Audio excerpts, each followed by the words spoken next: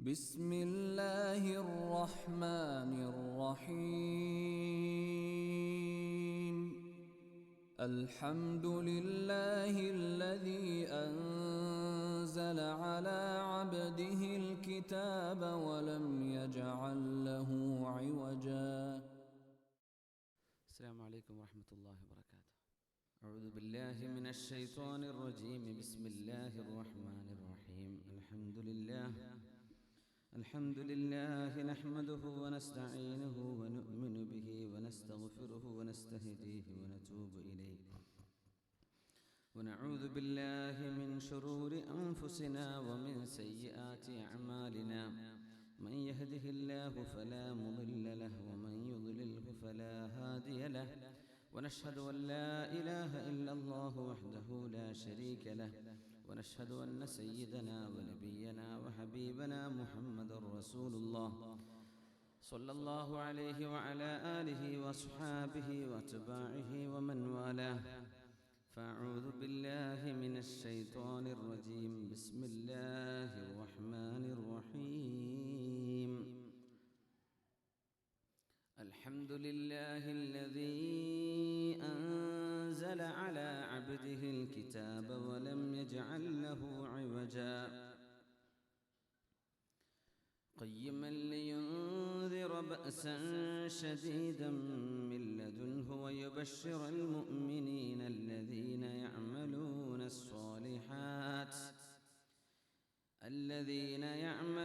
الصالحات أن لهم أجرا حسنا ماكثين فيه أبدا وينذر الذين قالوا اتخذ الله ولدا ما لهم به من علم ولا لآبائهم كبرت كلمة تخرج من أفواههم إن يقولون إلا كذبا.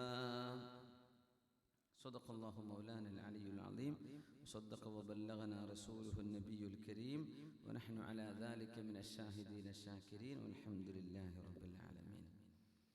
വളരെ സ്നേഹം നിറഞ്ഞ മുഅ്മിനീകളെ, സത്യവിശ്വാസിനികളെ, അല്ലാഹു സുബ്ഹാനഹു വ തആല ഒരിക്കലൂടെ ഒരു ഇടവേളയ്ക്ക് ശേഷം നമുക്ക് ഒരുമിച്ച് ചേരാൻ അല്ലാഹു അവസരം നൽകിയിരിക്കുകയാണ്. അല്ലാഹു സുബ്ഹാനഹു വ തആല അവൻ്റെ പൊരുത്തവും സ്നേഹവും കിട്ടിയവരിൽ അള്ളാഹു നമ്മെ ചേർത്ത് തരട്ടെ. അള്ളാഹു നമ്മിൽ നിന്ന് ഈ ഇടവേളക്കിടയിലായി മരിച്ചുപോയ ഒരുപാട് ആളുകളുണ്ട്. അവരുടെയൊക്കെ ഖബറിടം അള്ളാഹു സ്വർഗ്ഗത്തോപ്പാക്കി കൊടുക്കട്ടെ. അതിൻ്റെ മുമ്പും ശേഷവുമായി മരണപ്പെട്ടവർ അവർക്കൊക്കെ അള്ളാഹു പുറത്തു കൊടുക്കട്ടെ.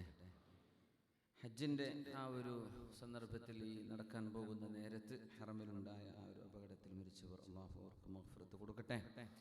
അതിൽ മുറിവ് സംഭവിച്ചവർക്ക് അള്ളാഹു തആല പെട്ടെന്ന് ശമനം നൽകട്ടെ. അവർക്കൊക്കെ ഹജ്ജിൻ്റെ പ്രതിഫലം അള്ളാഹു നൽകി അനുഗ്രഹിക്കട്ടെ. നമ്മുടെ ഹജ്ജാജിമാർ പുറപ്പെടാനിരിക്കുന്നവർ കണ്ടവർക്കൊക്കെ അള്ളാഹു എല്ലാവിധത്തിലുമുള്ള സലാമത്തും അള്ളാഹു നൽകി അനുഗ്രഹിക്കട്ടെ. നമ്മുടെ രോഗികൾക്ക് അള്ളാഹു ശിഫ നൽകട്ടെ. പ്രത്യേകിച്ച് നമ്മുടെ അത്തിപ്പറ്റ ഉസ്താദ് ഇവിടെ വരേണ്ടതായിരുന്നു. കഴിഞ്ഞ വെള്ളിയാഴ്ചയൊക്കെ ആയിട്ട് ഉസ്താദ് ഇവിടെ ഉണ്ടാവേണ്ടതായിരുന്നു. പക്ഷേ അള്ളാഹുവിൻ്റെ ഖളാ ഉസ്താദിനെ നാട്ടിൽ എത്താനാണ് അള്ളാഹുവിൻ്റെ തീരുമാനം ഉണ്ടായത്.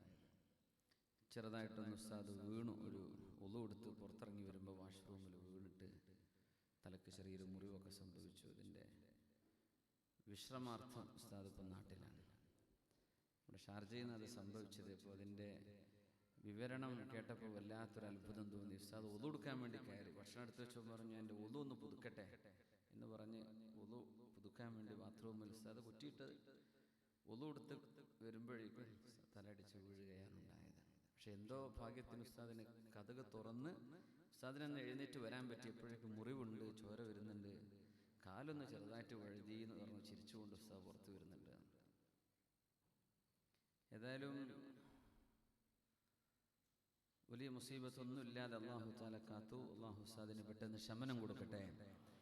വിശ്രമം വേണമെന്ന് പറഞ്ഞപ്പോൾ നമ്മുടെ ഉത്തരവാദപ്പെട്ട ആളുകളൊക്കെ എന്നാ നാട്ടിലേക്ക് തന്നെ പോയിക്കോട്ടെ എന്ന് പറഞ്ഞ് അങ്ങനെയാണ് പെട്ടെന്ന് തന്നെ ആ പോക്കുണ്ടായത്. അള്ളാഹു തആല വളരെ പെട്ടെന്ന് തന്നെ അള്ളാഹു ആശ്വാസം നൽകട്ടെ.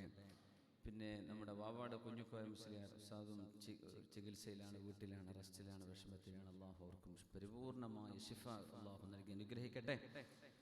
നമ്മുടെ കൂട്ടത്തിലൊക്കെ ഉള്ള പല വിഷമങ്ങളുള്ള ആളുകളുണ്ട്. ഇൻഷാ അല്ലാഹ് ആ വിഷമങ്ങളും പ്രയാസങ്ങളും ഒക്കെ അള്ളാഹുവിൻ്റെ മുമ്പിൽ ഇറക്കി വെക്കാനുള്ള ഒരു അവസരമാണ് നമുക്ക് ഇതുപോലുള്ള ക്ലാസ്സുകളൊക്കെ. അള്ളാഹു തആല നമ്മുടെ എല്ലാവരുടെയും ദുന്യവിയും ഉഖ്റവിയുമായ പ്രയാസങ്ങളൊക്കെ നീക്കിത്തന്ന് നമ്മുടെ മുമ്പിലുള്ള വഴികൾ അള്ളാഹു എളുപ്പാക്കി തരട്ടെ. ആമീൻ യാ റബ്ബൽ ആലമീൻ. സൂറത്തുൽ കഹ്ഫിലേക്കാണ് നമ്മൾ പ്രവേശിക്കുന്നത് ഇൻഷാ അല്ലാഹ്. അതിൻ്റെ ആമുഖമാണ് ഇന്ന് നമ്മൾ ചർച്ച ചെയ്യുന്നത്. അല്ലാഹു സുബ്ഹാനഹു വ തആല ആ സൂറത്തിൻ്റെ ആശയങ്ങളും അതിൽ അല്ലാഹു എന്താണോ നമ്മളോട് പഠിക്കാൻ ഉദ്ദേശിക്കുന്നത് ആ വിഷയങ്ങളൊക്കെ ശരിക്കും പഠിച്ചെടുക്കാനുള്ള തൗഫീക്ക് എനിക്കും നിങ്ങൾക്കും ഉണ്ടാവാൻ വേണ്ടി ദുആ ചെയ്യണം. അല്ലാഹു നമുക്ക് നാഫിആയ ഉപകാരപ്പെടുന്ന ഇൽമ് അല്ലാഹു വർദ്ധിപ്പിച്ചു തരട്ടെ.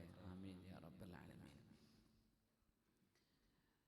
നളർ ഇബ്നു ഹാരിസ് അതുപോലെ തന്നെ ഉഖബത്ത് ഇബ്നു അബീ മുഅയ്ത് എന്ന് പറയുന്ന ഖുറൈശികളിൽപ്പെട്ട രണ്ടാളുകൾ, അവർ അവിശ്വാസികളാണ്.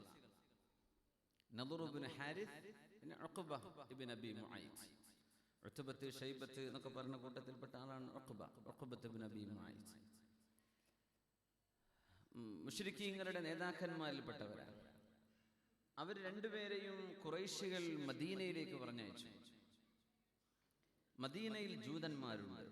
മക്കയിൽ ജൂതന്മാരും ക്രിസ്ത്യാനികളും ഉണ്ടായിട്ടില്ല. മക്കയിൽ ഉണ്ടായിരുന്നത് പൈഗനിസ്, ബിംബാരാധന ചെയ്തിരുന്ന ആളുകൾ ആ മക്കയിലുണ്ടായത്. മദീനയിൽ ജൂതന്മാരുണ്ട്, ക്രിസ്ത്യാനികളുണ്ട്. അതിൻ്റെ ചരിത്ര പശ്ചാത്തലം നിങ്ങൾ മനസ്സിലാക്കിയിട്ടുണ്ടാവും. കാരണം ജൂതന്മാരുടെ വേദഗ്രന്ഥത്തിലും ക്രിസ്ത്യാനികളുടെ ഗ്രന്ഥത്തിലും തൗറാത്തിലും ഇഞ്ചീലിലുമൊക്കെ അന്ത്യപ്രവാചകർ വരുന്നത് ബൈന ഹർറത്തൈനി, വലിയ മലകൾക്കിടയിലുള്ള രണ്ട് മലകൾക്കിടയിലെ ഈത്തപ്പനകൾ നിറഞ്ഞ വിശാലമായ ഒരു സമനിരപ്പിലാണ് എന്ന ആ ഒരു വാചകം മദീനയെ സംബന്ധിച്ചാണ് എന്ന് മനസ്സിലാക്കി ഷാമിൽ നിന്നും ഫലസ്തീനിൽ നിന്നൊക്കെ മൈഗ്രേറ്റ് ചെയ്തു വന്നവരാ മദീനയിലെ ജൂതന്മാരും ക്രിസ്ത്യാനികളൊക്കെ. നബി തങ്ങളൊക്കെ വരുന്നതിന്റെ മുമ്പ് സ്വല്ലല്ലാഹു അലൈഹി വസല്ലം നബിയെ സ്വീകരിക്കാൻ വേണ്ടി വന്നവരാണ് അവർ.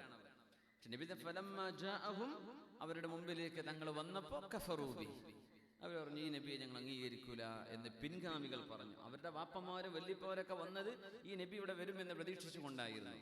അതുകൊണ്ട് ആ മദീനയിൽ ജൂതന്മാരും ക്രിസ്ത്യാനികളും ഉണ്ടായിരിക്കാൻ കാരണം അന്നും മക്കയിലില്ല. അപ്പോ മദീനയിലെ ജൂതന്മാരിലേക്കാണ് ഖുറൈശികൾ നളർ ഇബ്നു ഹാരിസിനെയും ഉഖബത്ത് ഇബ്നു അബീ മുഅയ്തിനെയും പറഞ്ഞയക്കുന്നത്. കുട്ടികളെ ബാക്കിലേക്ക് കൊടുത്താലേ എൻ്റെ കുട്ടി തന്നെയാണോ എന്ന് സംശയമുണ്ട്. ബാക്കിലെ റൂമിലേക്ക് കൊണ്ടുകൊടുത്താൽ മതി. കരച്ചിലെ കുട്ടികൾ, അവർക്ക് എന്ത് കളിക്കാനുള്ള സൗകര്യമൊക്കെ ഉണ്ടോ? ഇല്ല, എന്തെങ്കിലുമൊക്കെ കുറച്ച് നമ്മളെ കുട്ടിക്കല്ല, എല്ലാ കുട്ടികൾക്കും. അപ്പോൾ കുട്ടികൾക്ക് ഇപ്പം എന്താ ഖുർആൻ ക്ലാസ്, അവർക്കിപ്പോൾ അവർക്ക് ഒച്ചപ്പാട് എടുക്കുമ്പോൾ തന്നെ ബേജാറായി പോകും. അപ്പോൾ ഇവർ രണ്ടുപേരെയും നളർ ഇബ്നു ഹാരിസിനെയും ഉഖബത്ത് ഇബ്നു അബീ മുഅയ്തിനെയും ഖുറൈശികൾ മക്കയിൽ നിന്ന് പറഞ്ഞേക്കാൻ, ജൂതന്മാരോട് പോയി ചോദിച്ചു നോക്കാൻ. വിഷയം എന്താണ്? ജൂതന്മാരെ, ഞങ്ങളുടെ മുമ്പിലേക്ക് വന്നൊരു നബി മുഹമ്മദ് നബി സ്വല്ലല്ലാഹു അലൈഹി വസല്ലം, ഈ നബിയുടെ വിഷയം സത്യമാണോ അല്ലയോ? ഇത് കള്ള നബിയാണോ സത്യസന്ധരായ നബിയാണോ? ഇതെങ്ങനെ ഞങ്ങൾക്ക് മനസ്സിലാവുക? നിങ്ങൾ വേദം നൽകപ്പെട്ടവരാണ്, നിങ്ങളുടെ മുമ്പിൽ തൗറാത്തുണ്ട്, അംബിയാഇന്റെ ചരിത്രമൊക്കെ നിങ്ങൾക്കല്ലേ അറിയാം. ഇതൊരു നബിയാണോ അല്ലയോ എന്ന് നിങ്ങൾ ഞങ്ങൾക്ക് എന്തെങ്കിലും ഒരു ട്രിക്ക് പറഞ്ഞു തരണം എന്ന് ചോദിക്കാനാണ് ഇവർ രണ്ടുപേരെയും മദീനയിലേക്ക് പറഞ്ഞയച്ചത്. രണ്ടുപേരും ചെന്ന് ജൂതന്മാരോട് ചോദിച്ചു. അവിടെ അഹ്ബാറുൽ യഹൂദ്, ജൂതന്മാരിലെ വലിയ വലിയ പണ്ഡിതന്മാരൊക്കെ മദീനയിൽ ജീവിച്ചിരിപ്പുണ്ടെന്ന്. അബ്ദുല്ലാഹി ഇബ്നു സലാമിനെ പോലെ റളിയല്ലാഹു അൻഹു വലിയ പണ്ഡിതനായിരുന്നു, ജൂത പണ്ഡിതനാണ്. പിന്നീട് സ്വഹാബിയായി മാറിയ അബ്ദുല്ലാഹി ഇബ്നു സലാം റളിയല്ലാഹു അൻഹുവിനെ പോലെയുള്ള ആളുകളൊക്കെ ഉണ്ട്. അപ്പൊ ജൂതന്മാര് പറഞ്ഞു, ഞങ്ങൾക്ക് പറഞ്ഞുതരാൻ പറ്റും, ഞങ്ങൾ നിങ്ങൾക്ക് 3 കാര്യങ്ങൾ പറഞ്ഞുതരാം. ഈ 3 വിഷയം നിങ്ങൾ ആ നബിയോട് പോയി ചോദിക്കും. എന്നിട്ട് ഇതിന് ആ നബി ഉത്തരം തരികയാണെങ്കിൽ ഫഇന്നഹു നബിയ്യുൻ മുർസലുൻ, ആ നബി അല്ലാഹുവിനാൽ അയക്കപ്പെട്ട നബിയാണെന്ന് ഉറപ്പിക്കാം. അതല്ല, ഈ ചോദ്യങ്ങൾക്ക് 3 എണ്ണത്തിനും ആ നബിക്ക് ഉത്തരം തരാൻ കഴിയില്ലെങ്കിൽ ഫഇന്നഹു മുതഖവ്വിലുൻ, വെറുതെ പറയുന്ന ഒരാളാണ്, സത്യസന്ധരായ നബിയല്ല എന്ന് നിങ്ങൾക്ക് മനസ്സിലാക്കാം എന്ന് പറഞ്ഞ് 3 ചോദ്യങ്ങൾ മദീനക്കാരായ ജൂതന്മാർ മക്കക്കാർക്ക് പഠിപ്പിച്ചു കൊടുക്കുകയാണ്. ആ ചോദ്യങ്ങൾ നബി തങ്ങളോട് അവർ ചോദിക്കുന്നു. ആ ചോദ്യത്തിന് മറുപടി പറയാനാ വിശുദ്ധ ഖുർആൻ സൂറത്തുൽ കഹ്ഫ് ഇറക്കി കൊടുക്കുന്നത്. എന്തായിരുന്നു ആ ചോദ്യങ്ങൾ? ഒന്ന്, സലൂഹു അൻ സലാസിൻ നഅ്മുറുകും ബിഹിന്ന, ചോദിക്കേണ്ടത് അൻ ഫിതിയത്തിൻ ദഹബു ഫി ദഹ്രിൽ അവ്വൽ മാ കാന മിൻ അംരിഹിം, ഒരുപാട് കാലങ്ങൾക്ക് മുമ്പ് നാട് വിട്ടുപോയ ഏതാനും ചില ചെറുപ്പക്കാരുണ്ട്, യുവാക്കളുണ്ട്. ആ യുവാക്കൾക്ക് എന്താണ് സംഭവിച്ചത് എന്ന് ചോദിക്കണം. അൽ കഹ്ഫിൽ പറഞ്ഞ 7 യുവാക്കളുടെ ചരിത്രമാണ് അവർ ചോദിക്കുന്നത്. മുസ്ലിമീങ്ങളായതിന്റെ പേരിൽ, അള്ളാഹുവിനെ വിശ്വസിച്ചതിന്റെ പേരിൽ സ്വന്തം നാട്ടിൽ നിന്ന് ഒളിച്ചോടിപ്പോയ ഒരു പറ്റം യുവാക്കളുടെ ഒരു ചരിത്രമുണ്ട്. അതെന്താണ് എന്ന് ഈ നബിയോട് ചോദിക്കുന്നു. മറ്റൊന്ന്, സലൂഹു അൻ റജുലിൻ തവാഫിൻ ബൈനൽ മശാരിഖ് വൽ മഗാരിബ്, ഭൂമിയുടെ കിഴക്കും പടിഞ്ഞാറും ചുറ്റി സഞ്ചരിച്ചിരുന്ന ഒരു ഭരണാധികാരിയുണ്ട്. ആ ഭരണാധികാരിയെ സംബന്ധിച്ച് ചോദിക്കണം. മൂന്നാമത്തേത് സലൂഹു അനിർ റൂഹ്, ആത്മാവിനെ സംബന്ധിച്ച് ചോദിക്കണം. മാഹിയ, എന്താണ് റൂഹ് എന്ന് പറയുന്നത്, ആത്മാവെന്താണ്? ഈ 3 ചോദ്യങ്ങൾക്കും ആ നബിക്ക് മറുപടി തരാൻ കഴിഞ്ഞാൽ ഇതൊരു നബിക്ക് മാത്രമേ ഉത്തരം തരാൻ കഴിയൂ, മറ്റൊരാൾക്ക് സാധ്യമല്ല. അതുകൊണ്ട് റസൂലുള്ളാഹി സ്വല്ലല്ലാഹു അലൈഹി വസല്ലം തങ്ങൾ അള്ളാഹുവിന്റെ നബിയാണോ അല്ലയോ എന്ന് വേർതിരിക്കാൻ അവർ തീരുമാനിച്ച സമയം നബി തന്നെയാണ് എന്ന് തെളിയിച്ചുകൊണ്ട് വിശുദ്ധമായ ഖുർആനിൽ ആയത്ത് ഇറങ്ങുകയാണ്. അങ്ങനെയാണ് സൂറത്തുൽ കഹ്ഫ് അവതരിച്ചത് എന്ന് മഹാന്മാരായ മുഫസ്സിരീങ്ങളിൽ പ്രമുഖനായ അല്ലാമ ഇബ്നു കസീർ തങ്ങളൊക്കെ ഉദ്ധരിച്ചിട്ടുണ്ട്. റസൂലുള്ളാഹി സ്വല്ലല്ലാഹു അലൈഹി വസല്ലം മുമ്പിലേക്ക് അവർ വന്ന് ചോദിച്ചു, മുഹമ്മദ് നബിയെ സ്വല്ലല്ലാഹു അലൈഹി വസല്ലം, എന്താണ് ഈ യുവാക്കളുടെ ചരിത്രം? എന്താണ് ലോകം ചുറ്റി സഞ്ചരിച്ച ഭരണാധികാരിയുടെ ചരിത്രം? എന്താണ് ആത്മാവ്? അതിന്റെ യാഥാർത്ഥ്യം എന്താണ്? അല്ലാഹുവിന്റെ ഹബീബ് സ്വല്ലല്ലാഹു അലൈഹി വസല്ലം അവർക്ക് മറുപടി കൊടുത്തത്, ഉഖ്ബിറുകും ഗദൻ അമ്മാ സഅൽതും അൻ, നിങ്ങൾ ആ ചോദിച്ചതിന് ഞാൻ നാളെ ഉത്തരം പറഞ്ഞു തരാം. സ്വല്ലല്ലാഹു അലൈഹി വസല്ലം തങ്ങൾ അറിയാത്തൊരു വിഷയം അള്ളാഹുവിൽ നിന്ന് വഹി വന്നാലല്ലാതെ തങ്ങൾക്ക് പറയാൻ പറ്റില്ല. അതുകൊണ്ട് തങ്ങൾ പറഞ്ഞു, നിങ്ങൾ വെയിറ്റ് ചെയ്യണം, നാളെ ഞാൻ പറഞ്ഞു തരാം. അവര് പോയി. 1 ദിവസം കഴിഞ്ഞു, വഹി വരുന്നില്ല. 2 ദിവസം കഴിഞ്ഞു, വഹിയില്ല. 3 കഴിഞ്ഞു, വഹിയില്ല. 15 ദിവസം കഴിഞ്ഞു. അപ്പോ ഖുറൈശികൾ പരസ്പരം പറയാൻ തുടങ്ങി. സംഭവം നടക്കുന്നത് മക്കയിലാണ്. നമ്മളോട് നാളെ മറുപടി പറയാമെന്ന് പറഞ്ഞു ഈ പ്രവാചകർ സ്വല്ലല്ലാഹു അലൈഹി വസല്ലം. നാളെയും കഴിഞ്ഞ് 15 നാളുകൾ കഴിഞ്ഞപ്പോ എന്താണ് മറുപടി വരാത്തത്? അങ്ങനെ ഒരു സംസാരം ജനങ്ങൾക്കിടയിൽ നടക്കുന്നത് അള്ളാഹുവിന്റെ റസൂലിന് വിഷമമായി. സ്വല്ലല്ലാഹു അലൈഹി വസല്ലം തങ്ങൾക്ക് എന്തോ ഒരു വിഷമമുണ്ടാക്കി. എന്താണ് അള്ളാഹു എനിക്കതിന് മറുപടി തരാത്തത്? എന്റെ റബ്ബ് എന്തുകൊണ്ട് എനിക്ക് അറിയിച്ചു തരുന്നില്ല? ഞാനതിന് മറുപടി കൊടുത്താൽ ഇവരൊക്കെ ഞാൻ അള്ളാഹുവിന്റെ നബിയാണെന്ന് അംഗീകരിക്കും. പക്ഷെ അള്ളാഹു എന്താണ് എനിക്ക് അറിയിച്ചു തരാത്തത് എന്ന വിഷമം നബി തങ്ങൾക്ക് സ്വല്ലല്ലാഹു അലൈഹി വസല്ലം. അങ്ങനെ ഇരിക്കുമ്പോഴാണ് മഹാനായ ജിബ്രീൽ അലൈഹിസ്സലാത്തു വസ്സലാം ثم جاءه بعد ذلك جبريل عليه السلام من الله عز وجل بسورة أصحاب الكهف. أصحاب الكهف ന്റെ ചരിത്രം പറയുന്ന ഈ സൂറ ജിബ്രീൽ അലൈഹിസ്സലാം നബി തങ്ങൾക്ക് അറിയിച്ചു കൊടുക്കുകയാണ്. ആ സൂറയിൽ ഈ 3 ചോദ്യങ്ങൾക്കുമുള്ള മറുപടി അള്ളാഹുവിന്റെ റസൂലിന് കൊടുക്കാൻ കഴിഞ്ഞു.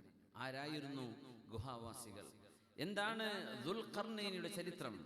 സൈറസ് രണ്ടാമൻ എന്നറിയപ്പെടുന്ന ദുൽഖർനൈൻ റളിയല്ലാഹു അൻഹുവിന്റെ ചരിത്രം എന്താണ്? ആത്മാവിന്റെ അടിസ്ഥാനം എന്താണ്? യസ്അലൂനക അനിർ റൂഹ് ഖുലിർ റൂഹു മിൻ അംരി റബ്ബി. അല്ലാഹുവിന്റെ സ്വകാര്യമായ, അല്ലാഹു മാത്രം വിശദീകരണം അറിയുന്ന, അല്ലാഹുവിന് മാത്രം വിശദീകരിച്ചു തരാൻ പറ്റുന്ന ഒരു വലിയ യാഥാർത്ഥ്യമാണ് റൂഹ് എന്നടക്കമുള്ള ആയത്തുകൾ അല്ലാഹുവിന്റെ ഹബീബിന് ഈ ചോദ്യങ്ങൾ ചോദിച്ചതിന്റെ പിന്നെയാണ് അല്ലാഹു തആല അറിയിച്ചു കൊടുക്കുന്നത്. അതിന്റെ കൂടെ തന്നെ അല്ലാഹു തആല പറഞ്ഞു, നബിയെ 15 ദിവസം അങ്ങേക്ക് കാത്തു നിൽക്കാൻ കാരണമായി വന്ന ഒരു വിഷയമുണ്ട്. എന്തേ? നാളെ പറയാമെന്ന് പറഞ്ഞിട്ട് എന്തുകൊണ്ട് അല്ലാഹു 15 ദിവസം വരെ വൈകിപ്പിച്ചു എന്നതിന് അങ്ങ് വിഷമിക്കരുത്. ബിസ്മില്ലാഹിർ റഹ്മാനിർ റഹീം.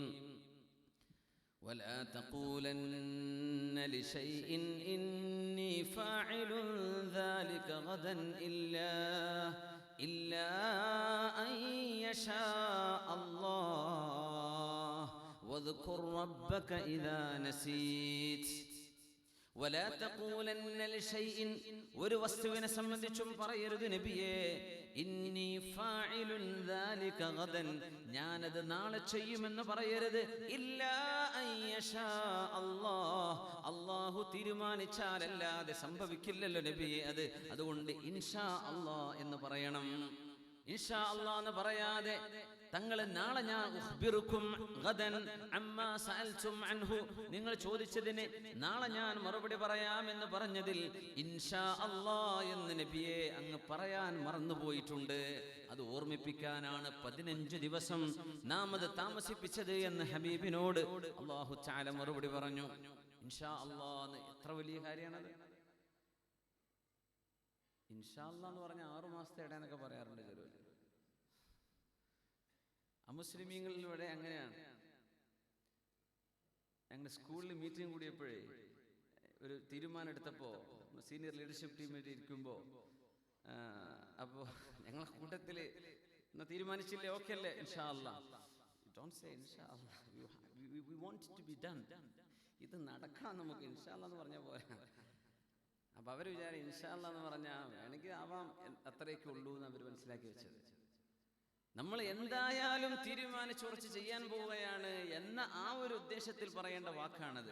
അത് പലരും ആ വാക്കെടുത്ത് കളിച്ചപ്പോഴാണ് ആളുകൾ ഇതിനെ തെറ്റിദ്ധരിച്ചത്. ഇൻഷാ അല്ലാഹ് അല്ലാഹ് ഉദ്ദേശിക്കുകയാണെങ്കിൽ എനിക്ക് തീരുമാനമൊന്നുമില്ല, ഞാൻ ഒരു അധ്വാനവും ചെയ്യൂല എന്ന അർത്ഥത്തിൽ ഇത് പറയരുത്. എന്ത് കാര്യവും നമ്മൾ നിയർ ഫ്യൂച്ചർ എന്താണെങ്കിലും നമുക്കറിയില്ലല്ലോ. ഈ പരിപാടി അവസാനിക്കുമ്പോൾ ഞാൻ ജീവനോടെ ബാക്കിയുണ്ടാവും, നിങ്ങളുണ്ടാവും, ഒന്നും അറിയില്ല. ഇതിൻ്റെ ഇടയ്ക്ക് വല്ല നെഞ്ചുവേദന വന്ന് ആരെങ്കിലും ഇവിടെ മരിച്ചു വീഴോ, വല്ല ബിൽഡിങ്ങിൻ്റെ തലേക്ക് വീഴോ, ഒരു ഉറപ്പില്ലല്ലോ, ഒന്നുമില്ല. ഈ ഒരു പ്രോഗ്രാം കഴിയാന്ന് പറഞ്ഞാൽ തന്നെ ഇൻഷാ അല്ലാഹ് അത്രയല്ലേ ഉള്ളൂ. എന്ത് കാര്യം നാളെ നാട്ടിൽ പോകണം, ഇൻഷാ അല്ലാഹ് 6 മണിക്ക് എത്തൂട്ടോ, എയർപോർട്ടിൽ വരണം കേട്ടോ, എന്നാ വെക്ക് കേട്ടോ, അസ്സലാമു അലൈക്കും, ഇൻഷാ അല്ലാഹ് എന്ന് പറഞ്ഞോ.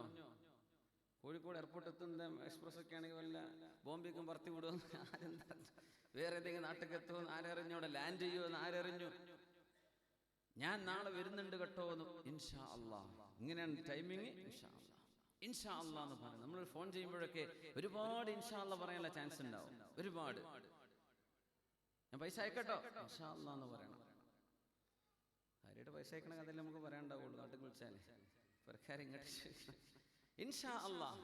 വലാ തഖൂലന്ന ലിശൈഇൻ ഒരു കാര്യവും ഞാൻ ചെയ്തേക്കും എന്ന് പറയാൻ ഇൻഷാ അല്ലാഹ് കൂട്ടാതെ പറയരുത് നബിയെ. അതങ്ങ് പറയാൻ മറന്നതിന് അങ്ങേ അല്ലാഹു ഓർമ്മിപ്പിക്കാനാ 15 ദിവസം താമസിപ്പിച്ചത്. ഈ ആയത്തടക്കം വിശുദ്ധമായ സൂറത്തുൽ കഹ്ഫിലൂടെ അല്ലാഹുവിന്റെ ഹബീബിന് അല്ലാഹു പഠിപ്പിച്ചു കൊടുക്കുകയാണ് സ്വല്ലല്ലാഹു അലൈഹി വസല്ലം.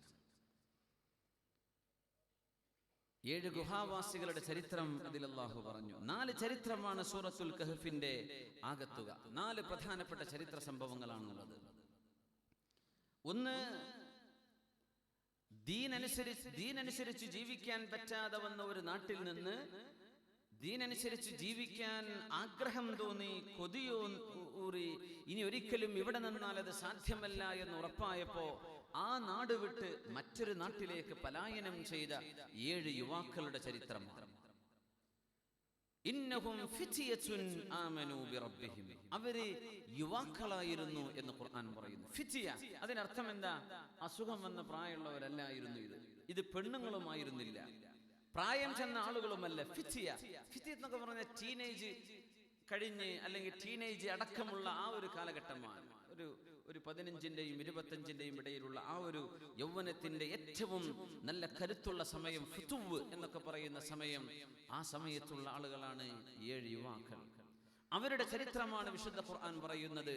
അള്ളാഹുവിന് വേണ്ടി, പടച്ചവനെ ആരാധിക്കാൻ വേണ്ടി സാധിക്കാതെ വന്നപ്പോ അത് സാധ്യമാകുന്ന ഒരു നാട്ടിലേക്ക് പലായനം ചെയ്ത് ഓടിപ്പോയ യുവാക്കളുടെ ചരിത്രം. മറ്റൊന്ന് അസ്ഹാബുൽ ജന്ന, 2 തോട്ടങ്ങൾ നൽകപ്പെട്ടിരുന്ന ഒരു മുതലാളിയുടെ ചരിത്രം വിശുദ്ധ ഖുർആൻ പറയുന്നുണ്ട്. ആ തോട്ടത്തിലേക്ക് കയറി ചെന്നപ്പോ, നീ എന്റെ മാഷാ അല്ലാഹ്, അല്ലാഹുവേ ഇത് നീയാണ് തന്നത് എന്ന് അല്ലാഹുവിനെ നന്ദി പറയാൻ നീ വിട്ടുപോയല്ലോ, മറന്നുപോയല്ലോ. വലാ തഖൂലന്ന ലിശൈഇൻ എന്ന് പറഞ്ഞതിന്റെ ശേഷം വിശുദ്ധ ഖുർആൻ ഈ ചരിത്രം വിവരിക്കുന്നുണ്ട്. എന്തേ നിങ്ങൾ മാഷാ അല്ലാഹ് ലാ ഖുവത ഇല്ലാ ബില്ലാഹ് എന്ന് പറയാൻ മറന്നുപോയത്? ഒരു ബിസിനസ് ഉണ്ടാകുമ്പോഴേ അൽഹംദുലില്ലാ ഇതെനിക്ക് അല്ലാഹു തന്നതാണ്, അൽഹംദുലില്ലാ നല്ല കച്ചവടമുണ്ട്, അൽഹംദുലില്ലാ എൻ്റെ സ്റ്റാഫൊക്കെ വളരെ നല്ല സത്യസന്ധരാണ്, അൽഹംദുലില്ലാ എനിക്ക് ഇത്രയൊക്കെ ലാഭമുണ്ട് എന്ന് അല്ലാഹു തന്നതാണ് എന്ന് ഉദ്ദേശിക്കുകയും ഇത് അല്ലാഹു എപ്പോൾ ഉദ്ദേശിക്കുന്നുവോ അള്ളാഹു എടുത്തു കൊണ്ടുപോകും എന്ന തോന്നലോടുകൂടെ അല്ലാഹുവിൻ്റെ ഒരു നിഅമത്തിനോട് സമീപിക്കാവൂ എന്ന് പഠിപ്പിക്കുന്ന ഭാഗമാണത്. ബിസ്മില്ലാഹിർ റഹ്മാനിർ റഹീം. ولولا إذ دخلت جنتك قلت ما شاء الله لا قوة إلا بالله إن ترني أنا أقل منك مالا وولدا. അല്ലാഹുവിന്റെ വഴിയിൽ ചെലവഴിച്ചപ്പോ എല്ലാം നഷ്ടപ്പെട്ടു പോയ ഒരു അനുജനും കിട്ടിയ പൈസ കൊണ്ട് അടിച്ചു പൊളിച്ച് ജീവിച്ചിട്ടും ഒന്നും നഷ്ടപ്പെടാതിരുന്ന ഒരു ജ്യേഷ്ഠനും. ഇതാണ് ആ സംഭവത്തിന്റെ ചരിത്രം.